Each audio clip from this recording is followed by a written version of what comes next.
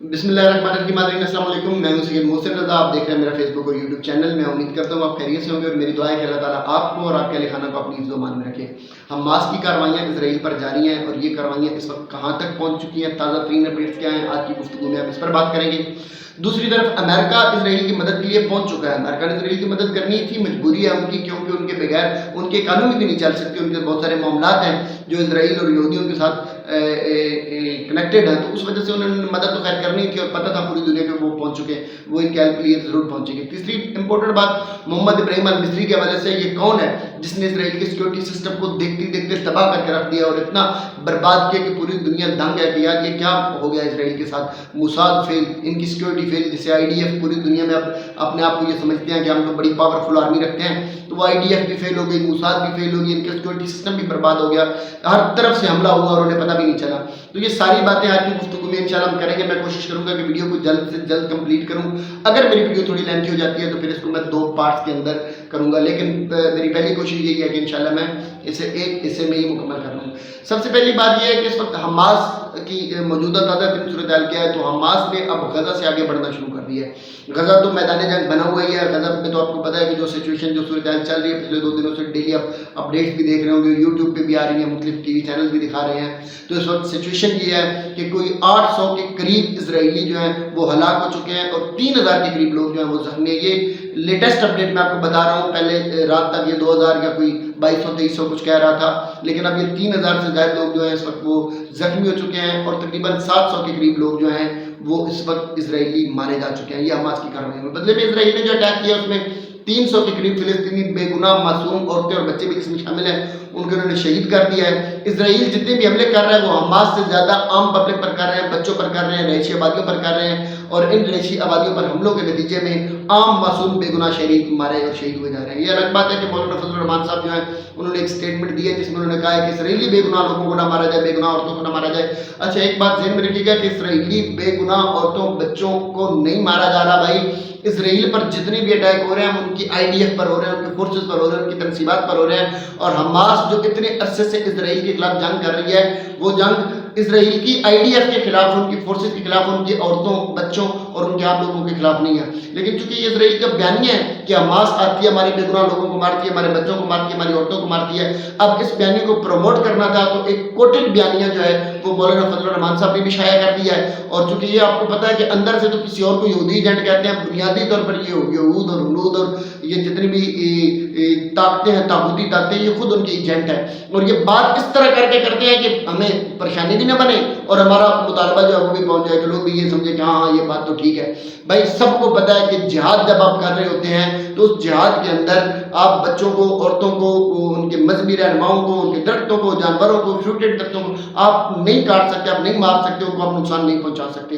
تو مولانا فضل الرحمان صاحب نے بھی بات یہی کی ہے کہ عورتوں کو نہ مارا جائے، بچوں کو نہ مارا جائے، کیونکہ یہ جہاد نہیں ہے تو نہیں ہے، تو بھائی وہ بچوں عورتوں کو نہیں مار رہے ہیں، یہ بیانیہ اسرائیل کا ہے، وہ یہ کہہ رہے ہیں کہ ہمارے بچوں کو مارا جا رہا ہے، ہمارے عورتوں کو مارا جا رہا ہے، بے گناہوں کو مارا جا رہا ہے۔ تو ایک طرف انہوں نے اسرائیل کے لیے تو یہ بات کر دیا، لیکن اتنی تکلیف، اتنا درد کاش کے فلسطینیوں کے لیے بھی ہوتا، جو معصوم بچے مر رہے ہیں، جو صحافی مر رہے ہیں، جو عورتیں مر رہی ہیں، ایمبولینسز پہ حملے ہو رہے ہیں، نرسیں مر رہی ہیں، مریض مر رہے ہیں۔ فضل الرحمان صاحب کو وہ نظر نہیں آ رہے ہیں، وہ نظر آنے بھی نہیں ہیں، کیونکہ جو الائچی انہوں نے ان کے منہ میں رکھی ہے اس کا اتنا مزیدار ذائقہ ہے کہ یقین کریں فضل الرحمان صاحب کو اس نشے میں، جو الائچی کا نشہ ہے، اس نشے میں وہ اپنوں کو بھول گئے ہیں۔ پراؤں کی گود میں وہ بیٹھے تو کب سے تھے، اب ان کی گود میں بیٹھ کر انہوں نے بولنا بھی شروع کر دیا۔ اللہ کہہ رہے ہیں ہدایت دینی کوئی نہیں ہے، لیکن اللہ پھر بھی دعا ہے کہ انہیں ہدایت دے۔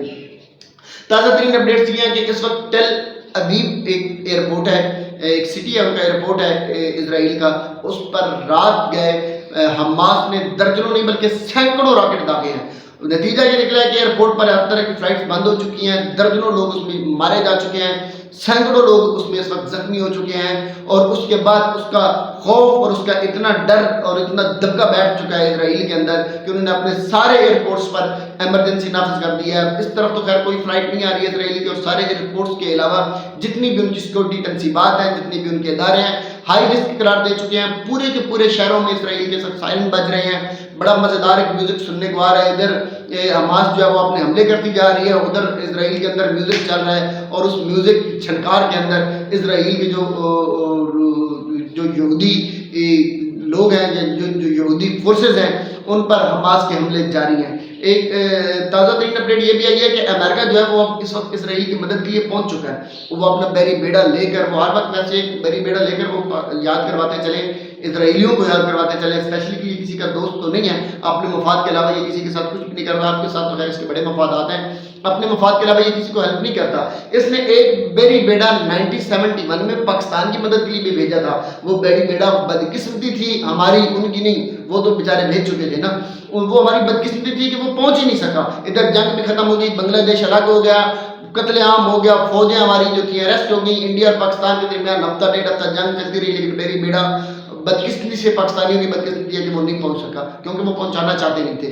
ان کا بیری بیڑا پہنچ چکا ہے. میں پھر بھی کہہ رہا ہوں کہ یار جا کے چیک کر لیجیے گا اپنے بندوں کو بھیج کر کے بیری بیڑے میں جو اسلحہ اور جو چیزیں، جو ٹینکس وہ کہہ رہے ہیں، جو شپس وہ کہہ رہے ہیں، جو ایئر کرافٹس وہ کہہ رہے ہیں، جتنی بھی انہوں نے میزائل آپ کو بتائے ہیں وہ سارے کے سارے چلنے والے بھی ہیں، یا آپ کے انہیں ٹینکوں کی طرح ہیں جن پر حماس چڑھ کر ایک ایک راکٹ سے جن ٹینکوں کو اڑا دیا، جن کی دھاک بڑھائی ہوئی ہے اپنی پوری دنیا میں. کہیں ایسا ہی فیک قسم کا اسلحہ، اور وہ آپ چیک کر لیں، برحال تسلی کر لیجیے گا، یا امریکہ یہ کچھ بھی کر سکتا ہے. ادھر حماس نے امریکہ کو دھمکی لگا دی ہے. انہوں نے کہا ہے کہ آپ ہمیں ذرا جنگ سے فری ہو لینے دیں. یہ میں اپنے الفاظ میں ویسے بیان کر رہا ہوں. انہوں نے یہ کہا ہے کہ ہم آپ کو بھی اپنا دشمن کنسیڈر کریں گے، آپ اگر ہم مدد کریں گے تو اس کا آپ کو صلہ بھی چکھنا پڑے گا، مزہ بھی چکھنا پڑے گا.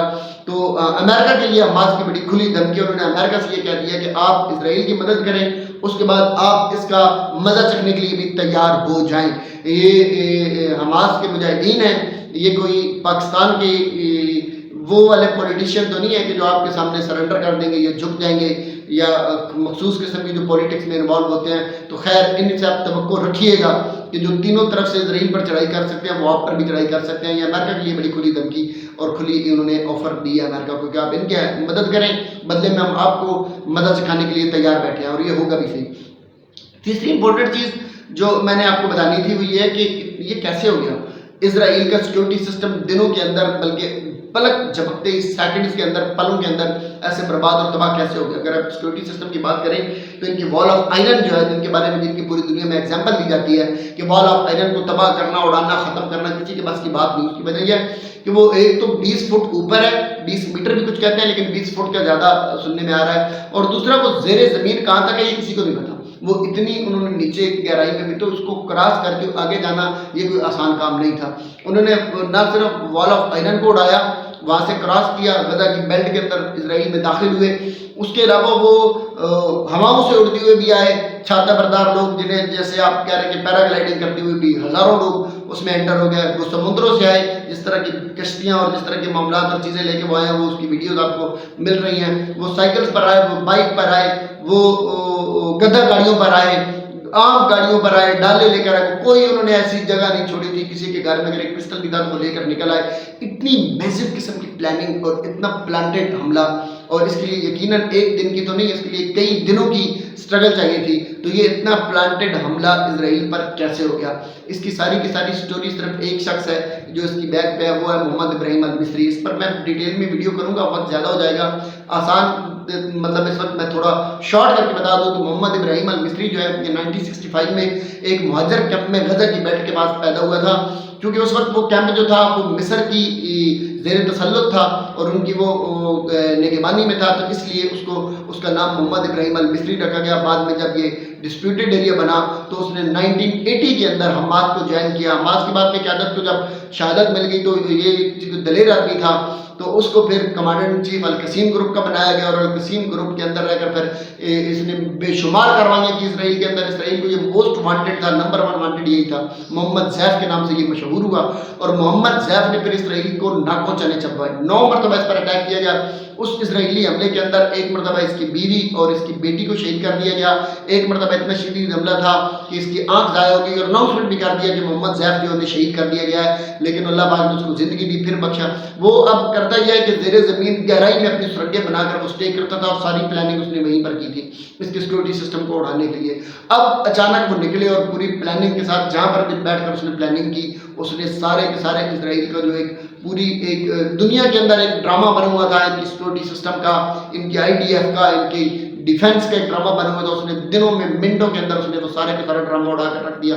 آلریڈی یہ وہ ساری اب تک کی اپڈیٹس تھیں. مزید ڈیٹیل ایک ویڈیو میں کور نہیں کی جا سکتی. میں اپنی اگلی ویڈیو میں یہ ساری چیزیں جو ہے وہ بھی ڈسکس کروں گا. تب تک اپنا خیال رکھیے گا. اللہ نگہبان.